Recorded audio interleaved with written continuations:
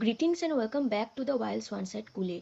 In today's video, we are going to discuss about post-colonial ecocriticism. The book that I am following is Swarnalatha Rangarajan, Ecocriticism, Big Ideas and Practical Strategies.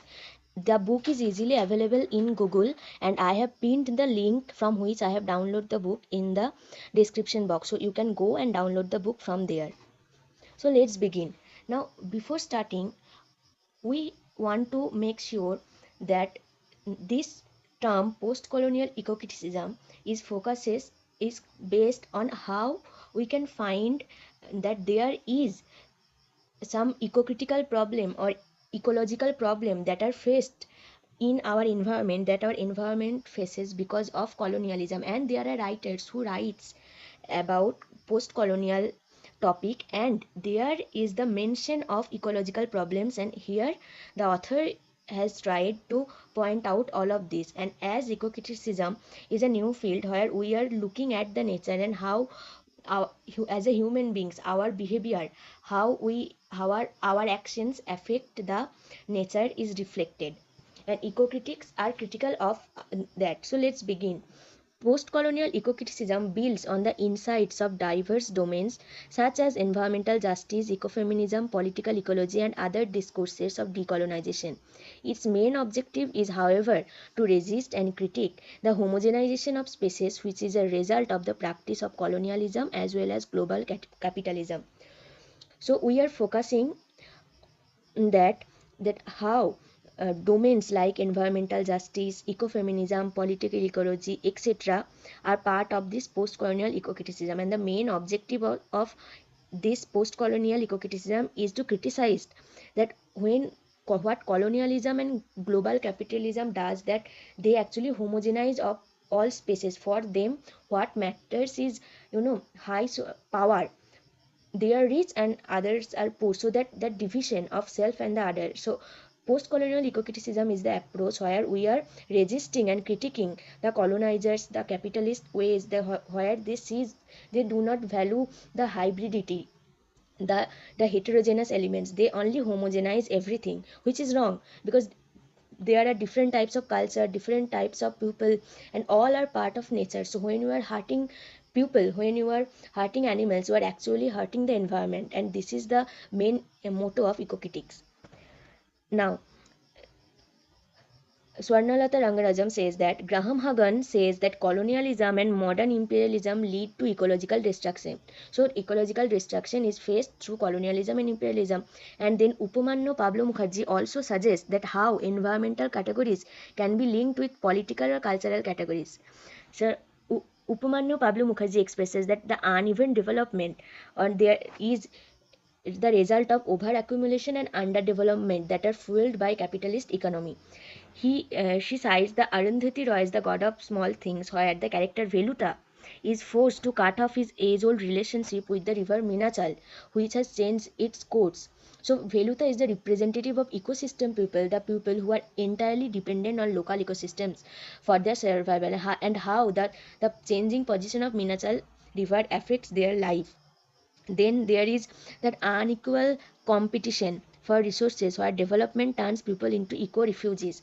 In Culture and Imperialism, Edward said points out that how historical, so what side does side points out that how historical processes draws attention to the special politics, and he sees that historical process and spatial politics through geographical lens, and how colonizer affects it. And there is Alfred Crosby, who states that the success of European imperialism has very much related to ecological component. For example, they have bring their own plant species and methods of agriculture and livestock to the place they colonize, and in the process they have drastically altered the indigenous practices and local ecosystems. So now, post-colonial ecocriticism considers how land can be seen as a major actor in the process. So rather than a passive backdrop, so post-colonial ecocriticism focuses on land as an important part of colonization. It problematizes the term natural and its separation from human agency. So when we say nature, we actually separate human in our mind. So D. Lowry Gosson Handley asked Buell to redefine what he meant by natural history. So In the Caribbean context, if the transplantation of sugarcane and the transport of millions of slaves from their original place to Atlantic can be called natural in the colonial context, then Edward says that it is possible, to free liberate a land, but De Laure and Handley says that it is not possible because ecology does not follow human time and political interest, and if we try to, change it, we are actually, doing our own, projecting our own power on environment. So it's not natural. Then comes the concept of hybridity by Homi Kebhaba. So hybridity, according to Homi Kebhaba, is a tool of resistance in post-colonial ecocritical theory. So it is the sign of the productivity of colonial power. So hybridity is the result of colonial power. It shifts forces and fixities. It is a name for the strategical reversal of the process of domination through denial. And Indra Sinha's novel Animals People explores the toxic aftermath of Bhopal gas tragedy of 1984 through the character of Animal, a teenager who is actually deformed, back twisted by the gas. So that person, animal, who considers himself animal, that teenager, he actually walks on four legs, which is the result of the war, which is the result of the Bhopal gas tragedy. So he says that I used to be a human once. So this is a result of slow violence. So what is slow violence? Slow violence is that spectacular, like, it is not a very, like, disaster that happens, in front of our eyes, are very spectacular. It happens very slowly. Its effects are very slow, but it has effects. And Rob Nixon calls this slow violence, like that the Minamata tragedy, Minamata incident, or the Hiroshima Nagasaki incident. After all of this bomb blast, how people are affected still today, how there is still, you know um, and distorted legs, humans eyes have eyes, distorted legs and eyes, and still people are born who are not in a normal condition, quote unquote. So Richard Carey says that the narrative imaginings can make slow violence visible. In Malamud Reading Jews, Malamud locates Jew as also a trope of that colonial gaze from the ecocritical point of view. He says that Jew goers as imperial survivors and Jew animals as subalterns. So Jew is a model of the empire since it exercises control over animals and non-human nature through a power relationship that is exploitative in nature. Now, post-colonial ecocriticism deconstruct cartographic boundary setting practices, both geographical as well as epistemic, that are instilled by colonialism, which still continue to be perpetuated through new colonial modes of enclosure such as third and fourth world. So what does this mean? This means that even after colonialism, we still have that, boundary settings, and now we don't say it colonialism, we say it is third world or fourth world, and this can be shown through the concept of global south and global north that we'll discuss later. It is also critical of universalizing master narratives that promote northern environmentalism. Wilder preservation by the northern environmentalists can be disastrous if applied to third world cultural context because wilderness project can threaten the livelihoods and survival of the local people. So, Slaymaker says that the lack of freedom and development in the South Africa has created a hostile natural environment as well as a hostile political one. The land there has become uninhabitable, which is not natural. The natural resources are no longer available to the people who live on the land. So the disposition experienced by the African people during the colonial period and the apartheid era influences their conception of the environmental. The Ramchandra Guha critiques the American environmental movement, especially the deep ecology position and the biocentric agenda that informs the core of deep ecology. Guha points out that the two fundamental factors responsible for ecological problems are overconsumption by the industrialist world and the growing militarization.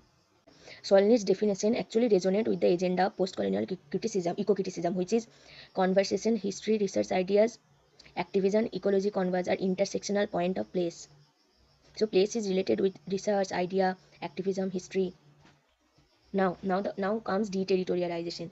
Theorizing alternative modes of critiquing capitalism, biocolonization, and destructive consumption patterns have been an important agenda of post-colonial eco-criticism. So, post-colonial eco-criticism theorized alternative modes of globalization and capitalism, biocolonization, destructive consumptions. How so globalization and modernization lead to deterritorialization. What is deterritorialization? Deterritorialization is mostly affected the poor, in which people are forced to follow the flow of capital and deeply embedded in globalization due to the process of exploitation. So where people are removed from their culture and rootedness, so it's not actually removed, but their positions are so there is territory, so it is deterritorialization. So eco-critics like Ursula Hayes believe that deterritorialization of local knowledge can also open up to new possibilities. So where people who are part of one particular place or one particular area, so they are forced to change their way of lifestyle. And Gayatri Chakraborty Spivak says that if we see ourselves as part of the planet and not as a powerful global rulers, we can truly respect otherness and things and people that are different from us. So being planetarity means staying open to many kind of differences, even those that are beyond human understanding. So Spivak is telling us to to be open up and not force people or nature to change. Now, Graham Hagan and Helen Tiffin's important work, Postcolonial Ecocriticism, offers a comprehensive definition of the field as a particular way of reading, rather than a specific corpus of literary and other cultural texts. The author emphasized that postcolonial ecocriticism, like other forms of ecocriticism, has a unique advocacy function which confirms an environmental ethic encompassing socio-economic justice as well as environmental justice. So Graham Hagan and Tiffin points out that postcolonial ecocriticism is not only a way of reading, but it is actually a corpus of literary and cultural texts. Here, just like other forms of ecocriticism, there are many forms of ecocriticism. Like there is feminist ecocriticism, there is urban ecocriticism, environmental science and ecocriticism, many parts. So just like that, this postcolonial ecocriticism has a economic justice or environmental justice. TV Reads essay toward an environmental justice ecocriticism. Reads points out that how ecocriticism can further the efforts of the environmental justice movement by being sensitive to issues of race and class. So in post-colonial ecocriticism, we are focusing on the issues of race and class with the point of view of environmental justice, because when we are affecting a particular people, a culture of people, we are affecting the nature. Karin Yamashita's novel Tropic of Orange is example of that, where it is critique of corporate globalization, its impact on women, people of color and environment. It describes a chaotic state of affairs in which all natural objects ranging from orange to human body, as how that orange to human body are affected because of global market. So the novel explores the historical and contemporary relationship between the violence inflicted on land and on women. The female protagonist in the novel Rafaela weaves the connection between European colonization and its attendant, the uneven and unfair distribution of land, disease, decimation of native tribes, and extraction of resources to modern discourse of development. The scope and dimension of post-colonial ecocriticism have been enlarged by the ecocriticism of the global south. As so, what is the global south? So, global south is actually the struggle between imperial global domination and decolonial forces. So global south is the location of underdevelopment. For example, Asia, the third world countries, Asia, Africa, it is the trajectory within the global north which has emerged as a result of massive migration from Africa, Asia, Eastern Europe, Caribbean.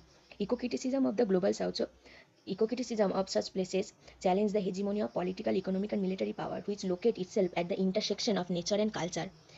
For example, a Chinese poet writes about her experience as a migrant factory worker in southern China, which is a powerful voice of the global south in China, who connects the migrant workers' condition to the process of globalization, links the local with the global. Some of the global south narratives of toxic exposure and nuclear industrial pollution are geographically situated in global north. So Ishimaru Michiko's Paradise in the Sea of Sorrow, this text discusses slow violence of Minamata disease, which was caused by indiscriminate dumping of mercury sulfate in the Minamata Bay. So Michiko's novel talks about the Minamata disease. So it is also an example of slow violence. Now let's discuss Rob Nixon's slow violence and environmentalism of the poor. Rob Nixon points out that slow violence is an unrecognized and invisible forms of violence, which is mostly suffered by the poor and marginalized in a global imperial scenario. He critiques the effects of American, when we, apply American neoliberal economic policy, consumerism, militarism onto a different geography, it definitely affect. So the effect is not subtle. It's or is not that drastic. It is slow, but it has effect, and it has really life taking changing. It can cause mutation. So their lives are altered as slow violence peep into their urban and local ecologies over a large span of time, poisoning the resources of the earth that is the basis for their sustenance. Slow violence lacks the shock value of spectacular, headline grabbing disasters, but is actually slow moving mutations and ecological devastation that are mediated by power structure.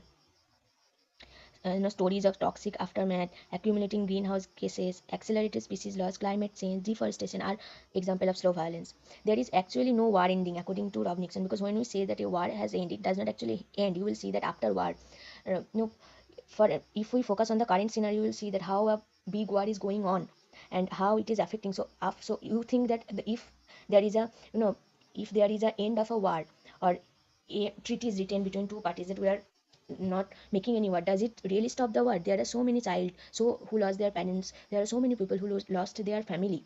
So that mental pressure, that psychological trauma that goes on, it's also actually affecting human, which is part of the nature.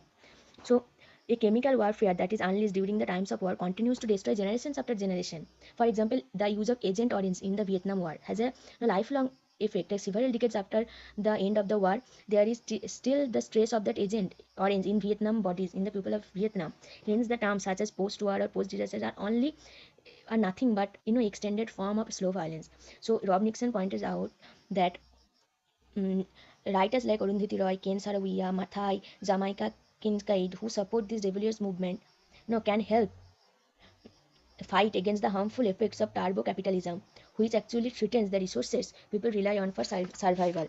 So, uh, Nixon actually says that these resource rebellion. So these writers like Arundhati Roy, they are actually supporting rebellious movements in the sense they are actually against the colonialism or the effect of colonialism, imperialism, or where if a particular kind of people is trying to change someone's life who doesn't have that much power.